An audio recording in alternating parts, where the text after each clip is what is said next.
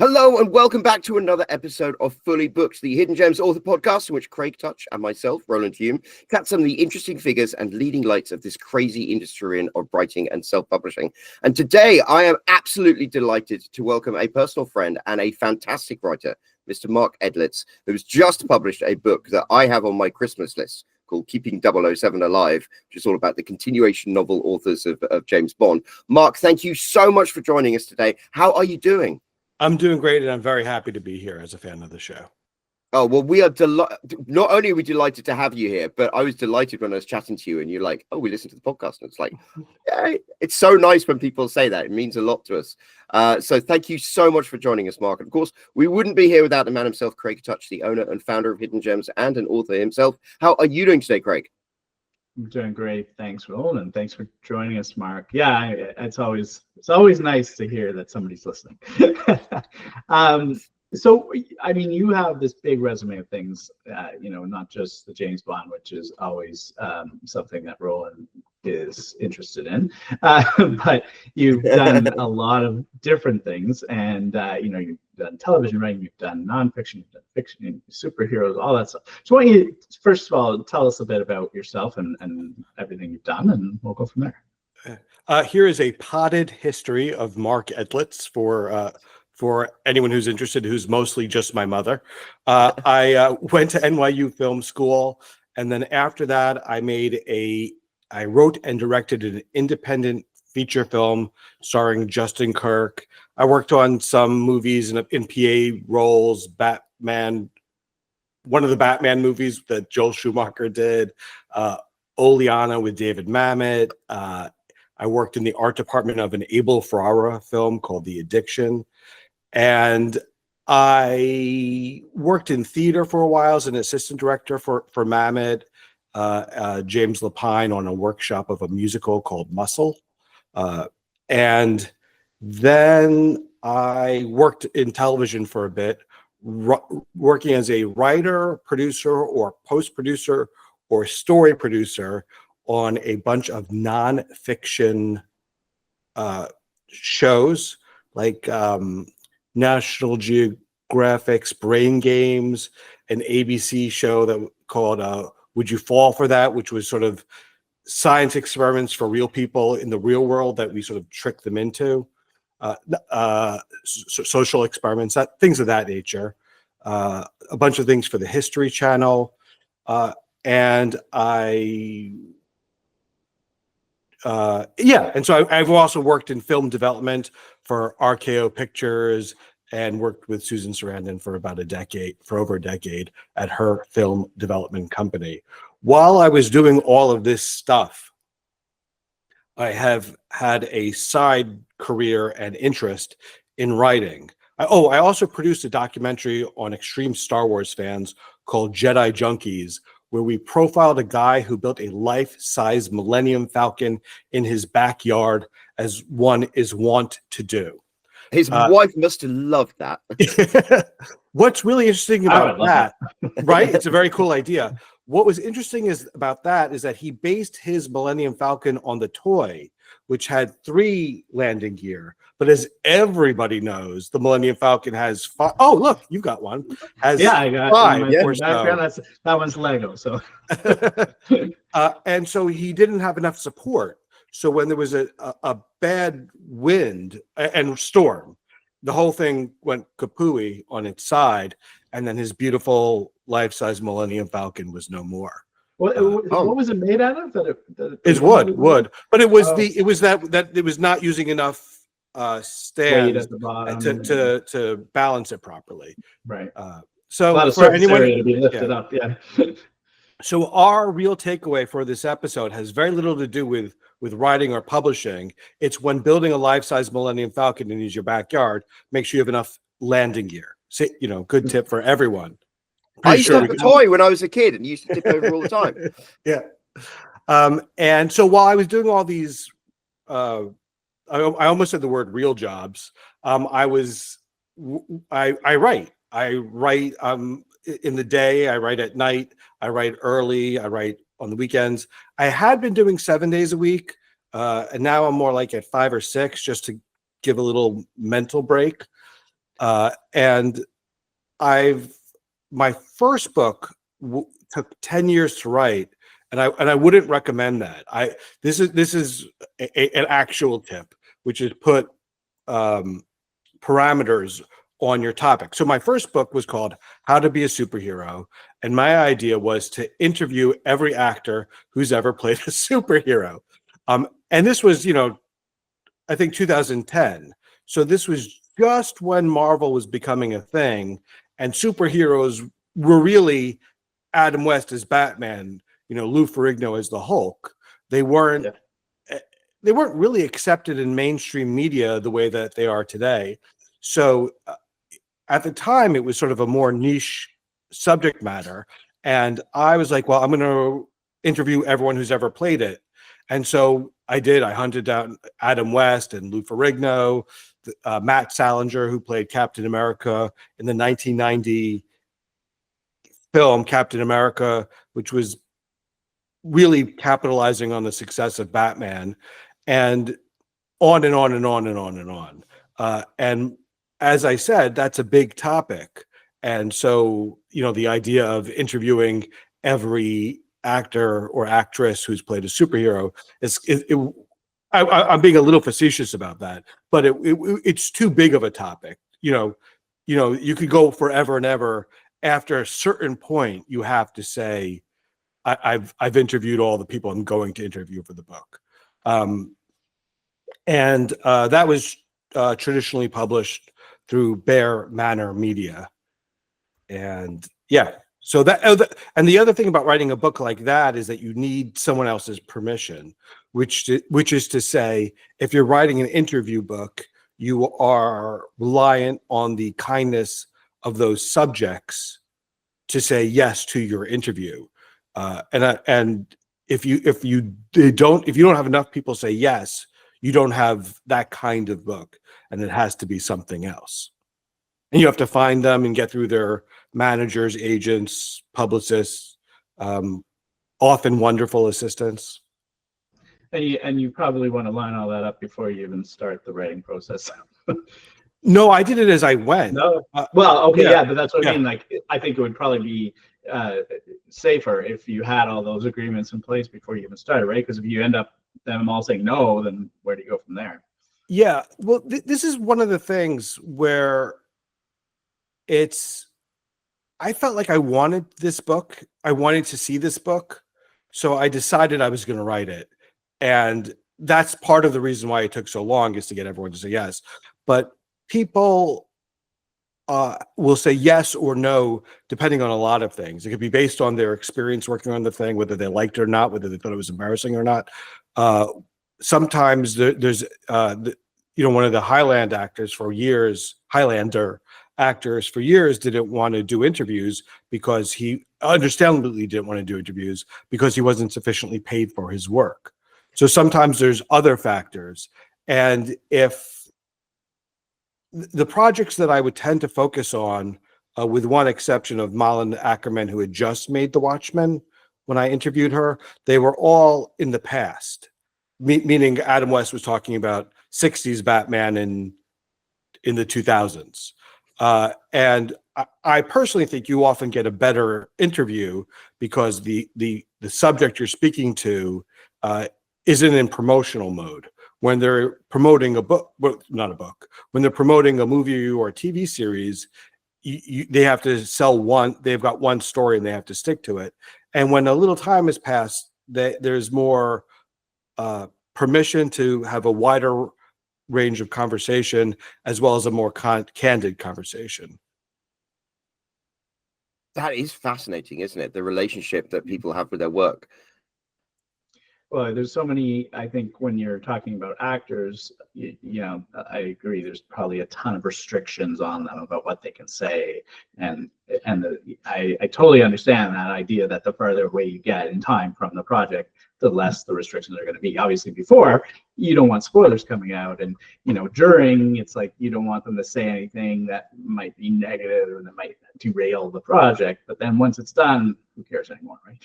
Yeah, and sometimes I interviewed an actor on the Superboy series who wasn't well loved on the series by fans necessarily. There was another actor who came in after him who was sort of more widely embraced, and I wasn't sure if this actor was going to feel comfortable talking about the show or his time on it. He was let go after a season, not due to his acting, just personal dynamics. And sometimes I'm surprised that people will agree to speak to me. And I remember during that interview, I said, "I'm really grateful for that you spoke to me, but why?" And he said, "Well, it's part of my life. It's part of my experience. So I'm open to it. But sometimes you get lucky on what might be a harder person to reach." Now, you originally started off being published, didn't you? Right. I've had two traditional, as you were correct. I've had two traditionally published works: How to Be a Superhero by Bear Manor Media, and the second one was called The Many Lives of James Bond. And that was also traditionally published by a great publisher. And the thing about being traditionally published that I love and that I don't get from when I do it on my own is I'd go to Barnes and Noble and see my book on the shelf, and arguably there is no greater thrill than that. Someone just posted on Facebook or Instagram actually earlier this week a shot of that book, Many Lives of James Bond, in a bookstore. And so I was like, oh, that's awesome that it still has a life in an actual bookstore and not just Amazon. And seeing it in the wild is an incredible feeling. That book. One of the reasons I started self-publishing as an experiment.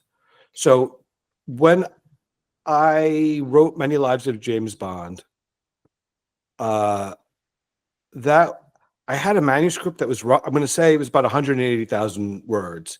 And they said, "Can it be 80,000? And I said, "Okay, or can it be 100,000? And I promised not to go a word over. And to be supportive, they said yes.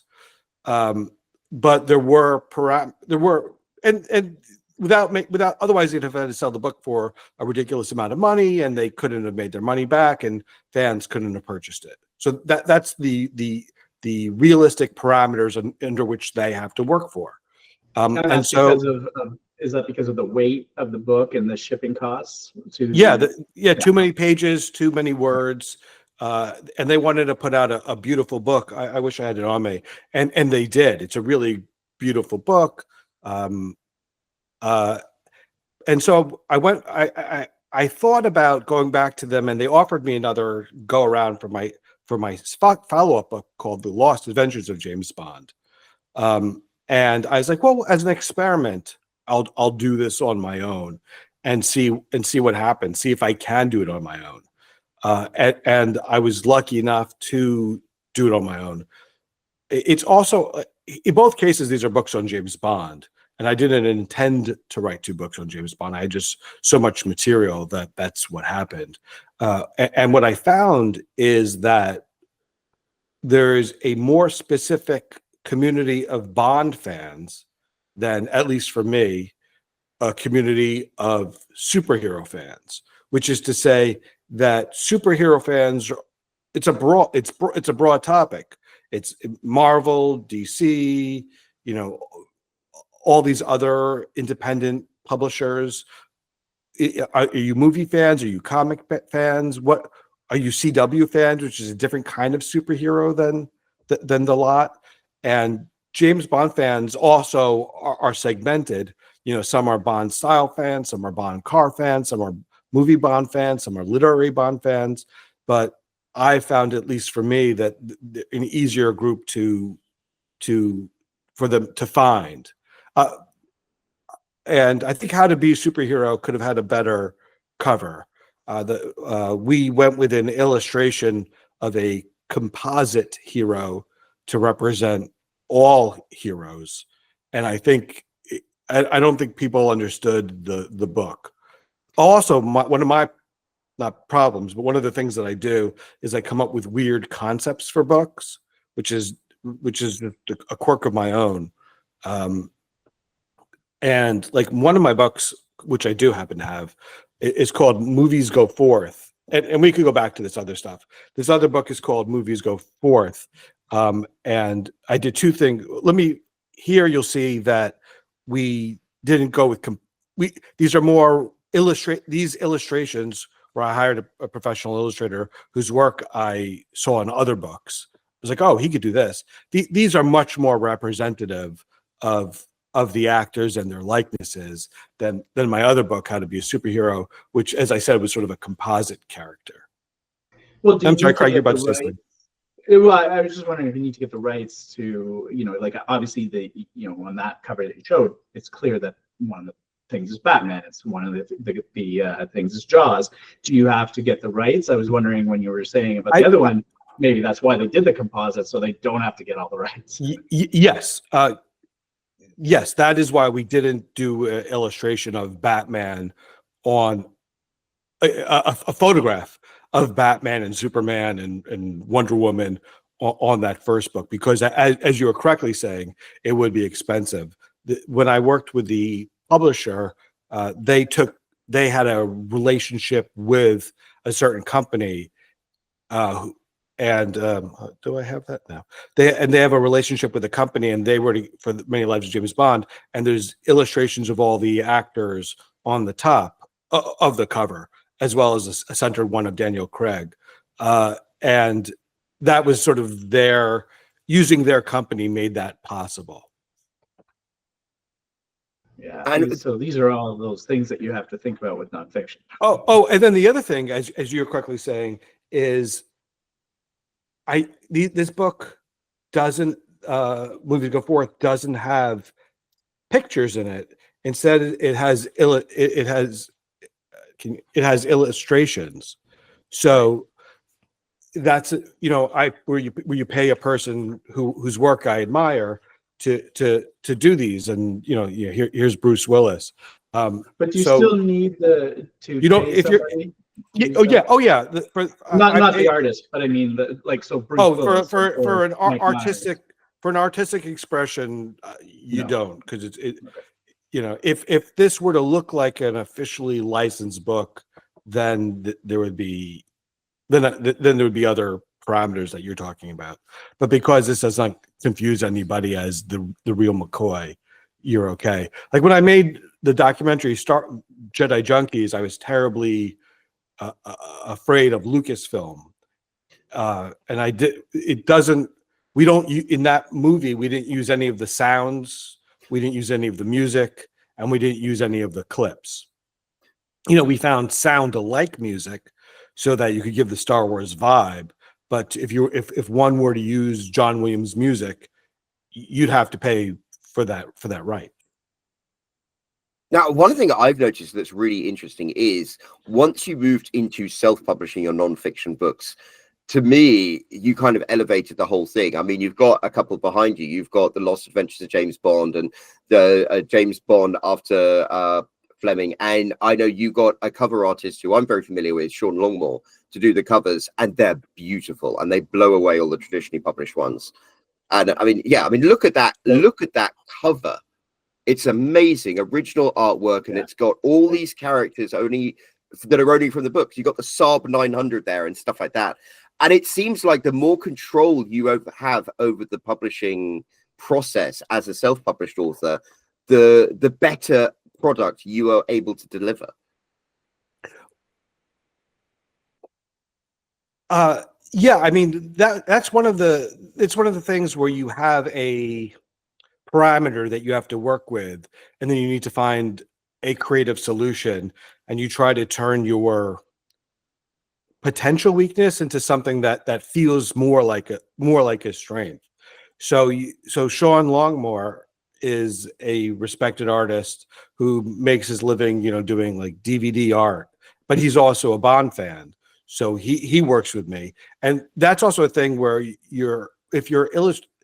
these books, just to explain the premise, I wrote 2 books on Bond continuation novels. As your listeners no doubt know, a continuation Bond novel are those Bond novels that Ian Fleming did not write. I have to admit, our listeners might not know that. Our Okay, listeners might okay. be like, oh God, it's Yeah, Roland's it's not a bringing James another Bond Bond. podcast. Okay, so let me briefly say, this is a literary topic, is that when Ian Fleming passed away, it wasn't a given that his character would continue on with more novels. At that time, there were examples. I mean, there's been Sherlock Holmes forever, but it wasn't as popular then as it is today. So now today, we as a society are more media savvy, and Bob Kane and Bill Finger haven't written or drawn a Batman comic for years. Stan Lee has passed. George Lucas is no longer in control of Star Wars. 15 years ago, Star Wars was, and I'm wrong about the dates. A while ago, George Lucas was Star Wars. It was working with thousands of creatives, but it was all filtered through his wishes. That's no longer the case. And so when James Bond, when Ian Fleming died, it was like, well, what do we do about James Bond? And should we put him to bed? But there were copyright reasons for continuing the character, which is to say, if you don't use it, you lose the copyright. Right. So if they didn't continue on with James Bond, they would have lost it. Well, so anyway, I'm sorry, go ahead, please. Just to be clear, Lucas doesn't control Star Wars anymore, but Disney does, right? They still, somebody does, right? And so my question is, with the James Bond stuff, so many people do write about James Bond, but it's not in the public domain. As you said, they keep publishing the estate of Ian Fleming. They publish their stuff. So how is it that you and other people are able to write about subjects like that? Is it because the word, the name James Bond and 007 isn't trademarked, or how does that work? Well, there's a lot of books about James Bond. There's a lot of books about the movies. There's not that many books on the books, which is where my two books came in, is trying to find a niche within that. If everyone's writing about the movies, what else can I add to it? But to get back to the other part of your question, you have to, if you're going to use a photo of the Bond movies, in your book, generally speaking, they have to be licensed. Eon controls the images for the books. If you're writing a book where you write about the history of Eon, you don't need their permission. Raymond Benson, I'm sorry, please, Craig. You could write James Bond 007, and that's not, I guess it's not a trademark thing. There's trademarking. There's James Bond is trademarked and copyright. And I'm not an expert on that, and don't pretend to be. But you can write books about them, obviously. Raymond Benson wrote an excellent book called The James Bond Companion, where he quoted from significant passages from the novels. In that case, he did need permission because he was quoting significant passages from the novels. If you're just writing a commentary about those novels, then you're okay. Okay. Well, yeah, we actually had Raymond Benson on the podcast back in 2023 in episode 92, actually. But yeah, so I mean, it's fascinating because I know I've heard, you always hear these stories about litigious companies that sue because you're just using the term. And I guess, I don't know, I'm not legal expert either, so I don't know what's allowed for all that stuff. But this is the kind of thing that, when you're writing nonfiction, you really have to pay attention to, is what you are allowed and not allowed. When you're writing fiction, you're making it all up. It doesn't really matter. You don't need permission for most things. But nonfiction, I think, is where you run into it. And there's different levels, or not levels, but there's different types of nonfiction where you don't have to necessarily be worried about it for that. You're writing about yoga, you're not concerned about that. But when you're writing about licensed characters, I think there's a lot of different things that you have to think about, and that's one of the, I think, the hurdles, right? Right. So there's a couple of books. There's a book on the MCU universe, and they just put the letters MCU as if they were the Hollywood sign, and in the background you see in shadow what you think might be Iron Man, but there's not enough distinguishing features that it's okay. And I know people have written about the Batman TV series, but they used like the photo of the costume, and I believe they had to change to something they had to change that because that does seem like it could, I guess. I don't they had to change it, period. Yeah.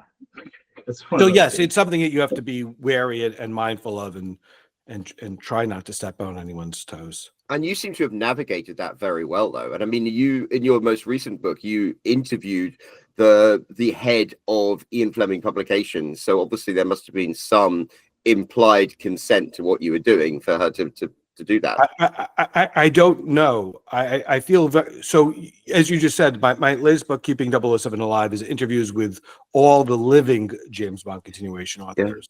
Yeah. And I did, as you're saying, interview the head of IFP, Ian Fleming Publications, the managing director of Ian Fleming Publications, I should say.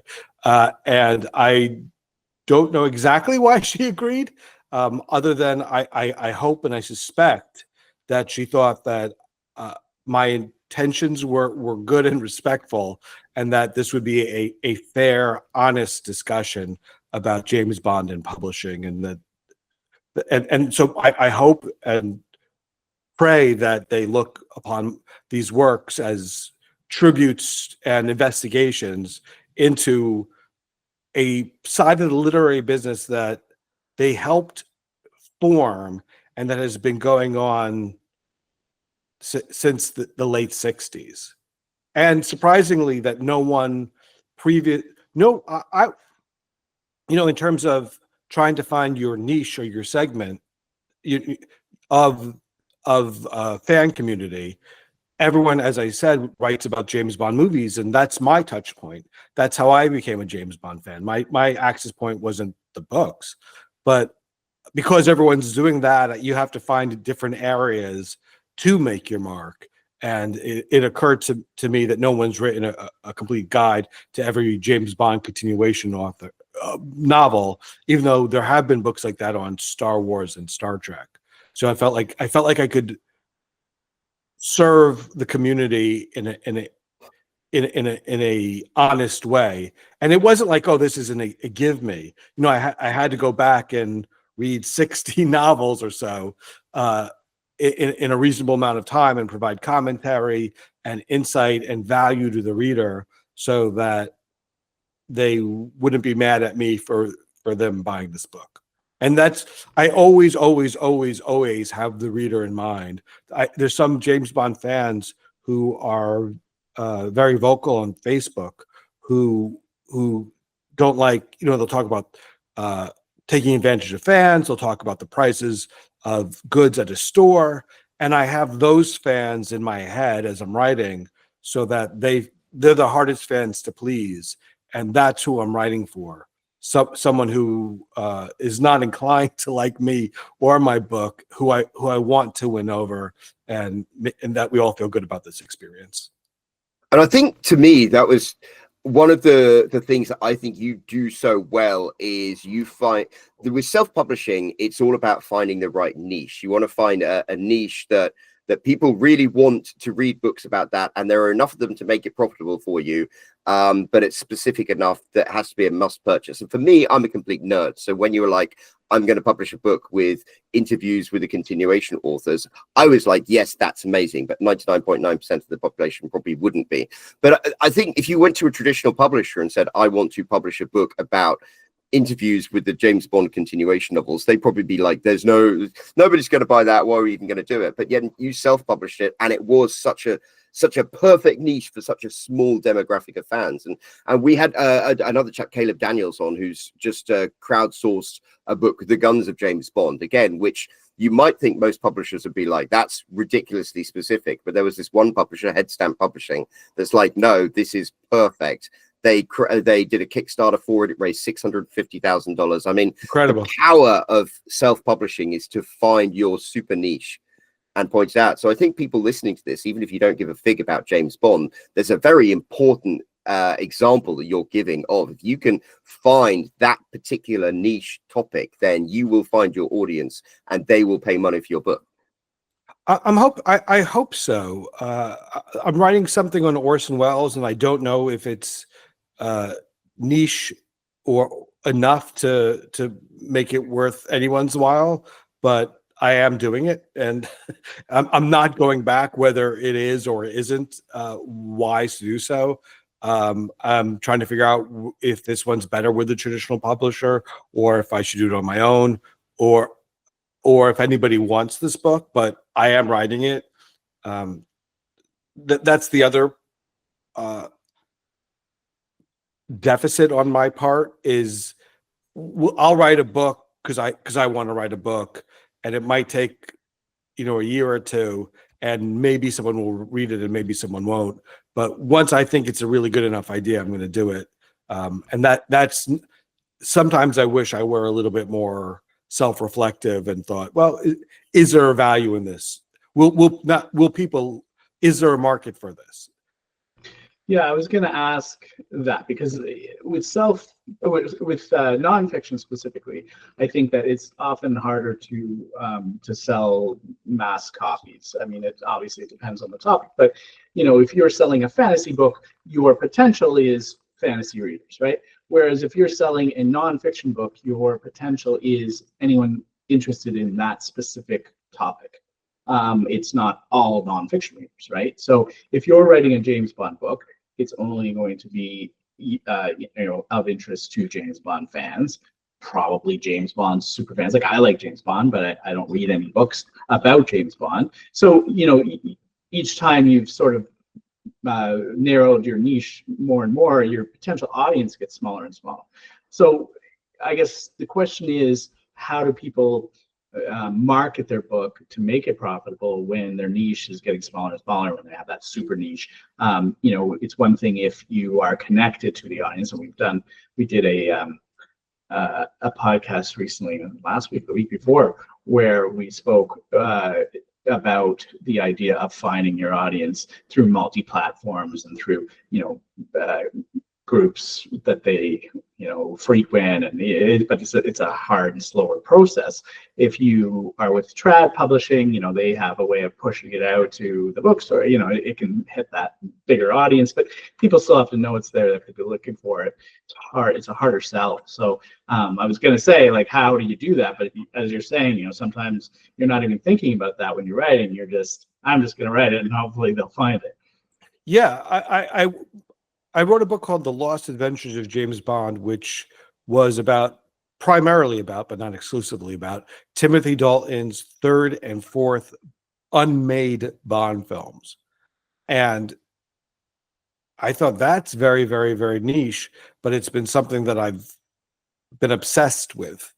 And I thought, well, if I'm obsessed with it, hopefully someone else is. But I didn't know that to be true until after it came out, and then it did find an audience, and I was grateful for that. But half the time when I'm writing, I'm like, who will care about this? But I'm writing.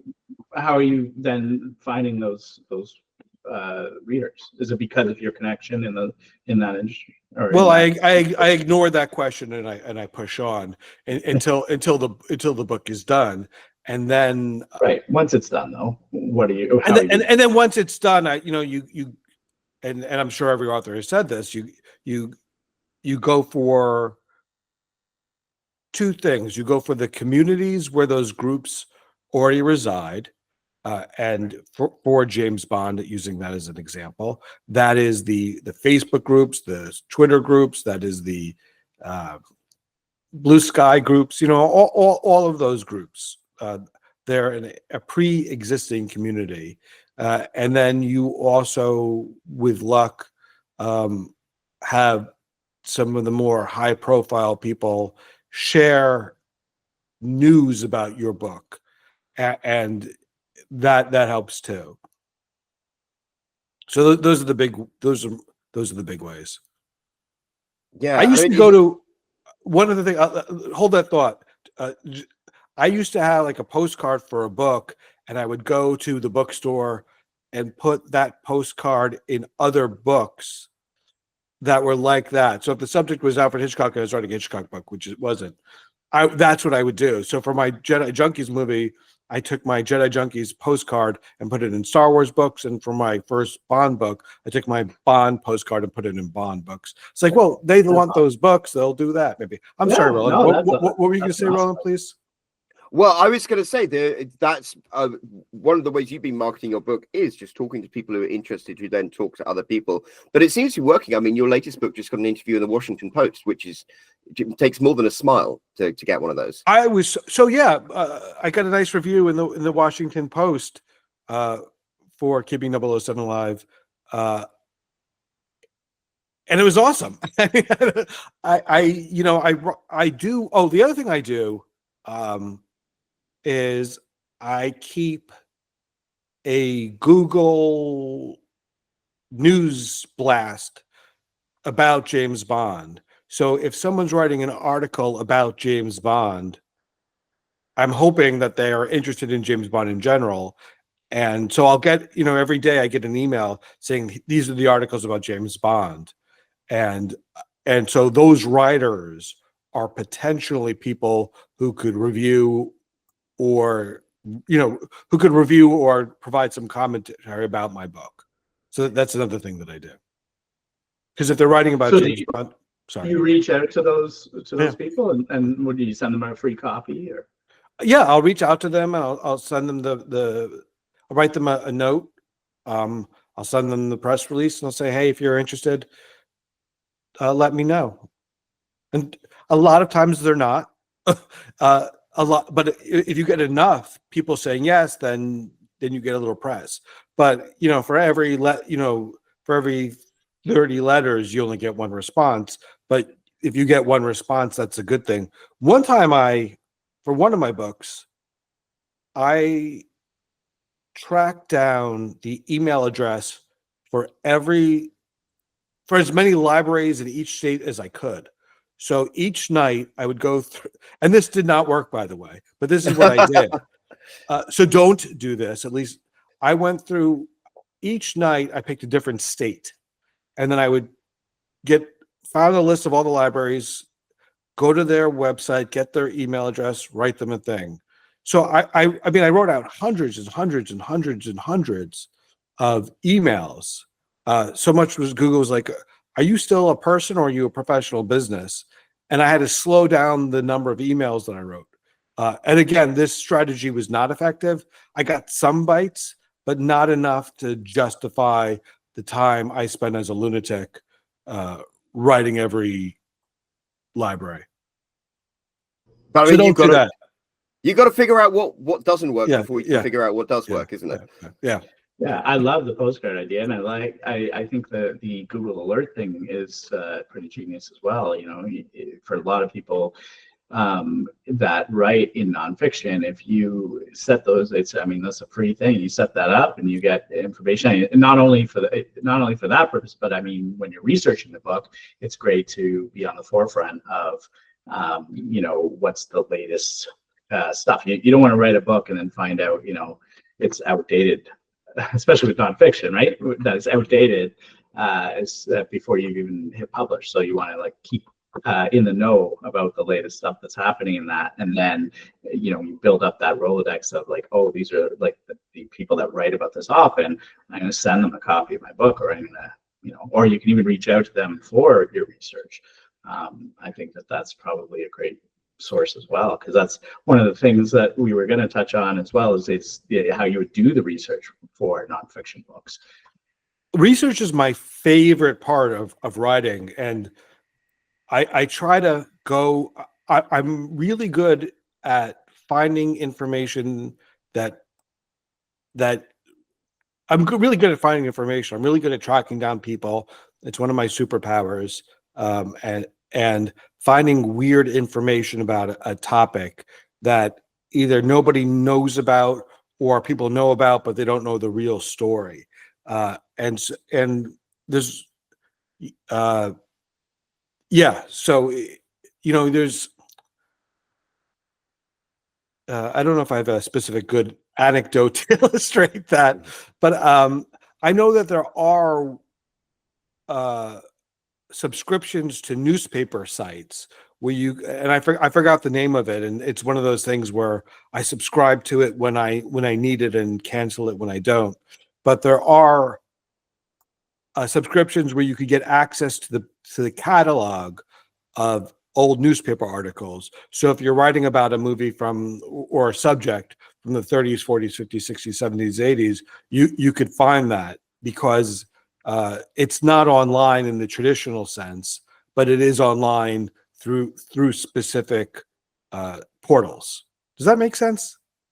Yes. Okay, good. Isn't If it that amazing doesn't- that we can do that now? I mean, you think like 20 years ago, you'd have to go through boxes of old crumbly newspapers, and now you can find that stuff, which is invaluable. You know, we are approaching the top of the hour, so we ought to start wrapping things up. But if my question to you, Mark, is if there are people listening who perhaps have a passion for something, maybe even it is even like a copyrighted a figure from fiction or something, and they want to write a book about it and think about self-publishing, what advice would you have for them? I don't know. Well, make sure you're not writing a fiction book about that character. I do see a lot of times people have an impulse to write, Star Wars fiction or James Bond fiction or Batman fiction, and you can, if you have zero intentions to sell it. And you see it a lot, and it probably doesn't bear too much time on this podcast, but I've seen it enough that it does bear mentioning. Don't write fiction about copyrighted characters. You can, if you obey the rules, write nonfiction. I'm sorry, did that answer your question, or was there? That did. I mean, that's Okay. that's a great example. But also, like, if you wanted to do well, yeah. So the thing about interviews specifically is, like, with the interview book about the Bond authors, I got lucky in that they all said yes. If I could have still written this book if 3 said no, but if 4 or 5 or 6 said no, then there wouldn't be a book there. And you don't really know that until you get going. But if you're going to write a nonfiction book, see what else is. I guess this is the most important point. See what other books are out there, and see how you'd be similar to or different from those books. You want to make, I think there is value in making sure that there is a place on someone's bookshelf for books like that. The fact that there's Bond books is good, but if you're writing about the black hole, there's probably not a lot of books about the black hole franchise. That Disney movie from the 1970s. I know that one. So maybe people will have fondness for the black hole. There's a successful Flash Gordon book, so you can write about one movie, but make sure that there is a place on bookshelves for that book, but make sure that there's something new that you could bring that other people haven't done before. Yeah, that's really good advice, I think, because you got to think there's a super niche, and there's like the niche of 3, like 3 people, one of which is yourself. Yeah, and sometimes, just to be clear, sometimes I go over that line into the super niche. I don't regret those books, but I sure wish someone would have liked them. Yeah. So we're just about to wrap. Craig, do you have any final questions, Mark? No, I think that this has really been a valuable discussion about writing nonfiction and a lot of the things that he's got a lot of experience, Mark, and with not just the James Bond stuff, just your whole breadth of experience of writing in the industry and writing about all the superheroes and all stuff. So I think regardless of whether you're writing about copyrighted material, a lot of this advice still applies. If you're writing about vitamins, or you're writing about horticulture, you need to figure out who your audience is, what you're bringing to the table that's different, you know, where you're going to find those people to sell to them, to make them aware, you know, to do your research, all that stuff. And I think, you know, making all of that has to be sort of clear in your head before you get started. And I think that, you know, you've given us a really good rundown on that. So I appreciate you coming on and giving us your time for that. Well, I'm really happy to be here. I listen to you guys, and so I'm if this is valuable to someone, I'm grateful, and if it wasn't, I apologize, but Well, you know, that leads us on to the wrap up. In a second, I'm going to ask you where people can find out more about you. But I just want to say, if you do think that what Mark has shared with us today is valuable, please scroll down to that comment section and leave a comment and let him know and let us know. Because I'm sure, you know, just taking the few seconds to write a comment, we always appreciate it. And I'm sure Mark would appreciate it. But Mark, where can people find out more about your books, more about you, more about what you do? I'm on Blue Sky and X or Twitter under Mark Edlitz, Edlitz. All of my books are available on Amazon as well as other places. And if you do pick up the book or want to write a 5-star review, that is really helpful. As everyone knows who listens to this, a 5-star review on Amazon is incredibly valuable to authors. Without it, your books don't get through the algorithm, and people don't see them. So that, you know, begging one's friends to write 5-star reviews is also not a bad way to spend your time. Well, that is brilliant advice. So thank you, Mark, so much for taking the time to speak to us today, especially like at the last moment. It has been a really, really valuable conversation, and I've really enjoyed it. And hopefully everyone listening has enjoyed it as well, and will follow my suggestion to scroll down and leave Mark a comment in the comment section. While you're there, there's also that subscribe button if you haven't clicked it already. There's that like button, that's worth a punch. And of course, there's that bell icon. If you hit that, you will get alerted every time there is a new episode of Fully Booked. And of course, we will have a new episode of Fully Booked, same time, same bat channel next week. And we look forward to seeing you there. So until then, cheerio.